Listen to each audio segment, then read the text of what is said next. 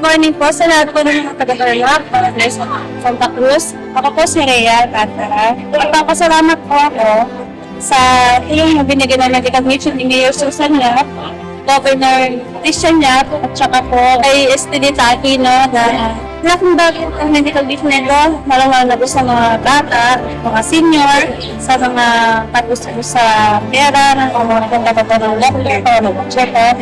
Ito po isang magandang layunin at nagpapasalamat rin kami ng maraming.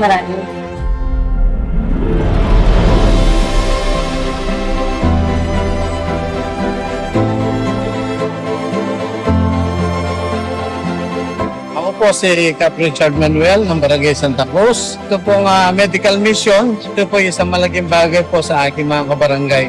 Unang-una po, medical check-up, dental, at saka po x-ray. Yun po yung malaking bagay na binibigay po ng serbisyo Mayap. Kasalukuyan po, marami po tayong mga kabarangay na pumunta rito dahil gusto po nila yung serbisyo Mayap. Ito po programa po binibigay po ng ating government. Ito po ay libre. Kasama na po din ng ating mga medicine na libre din. So sa ating pong mga kabarangay, malaking bagay po ang binaba ng ating government para sa ating mga medical mission.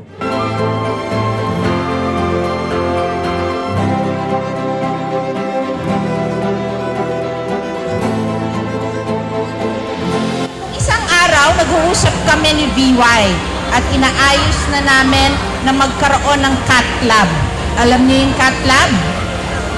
Cath lab yung may mga bara sa puso.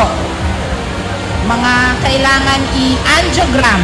Hindi na kailangan pumunta pa ng heart center dahil mahal. So, eto po, inayos na namin, identify na namin yung lugar at bibili ng gamit.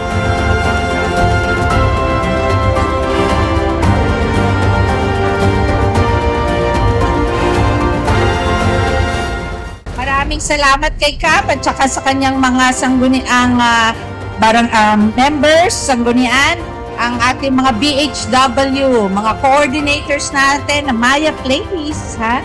Thank you po sa inyong lahat. Mabuhay po ang Tarlac, mabuhay po ang ating lungsod. Mahal namin po kayo.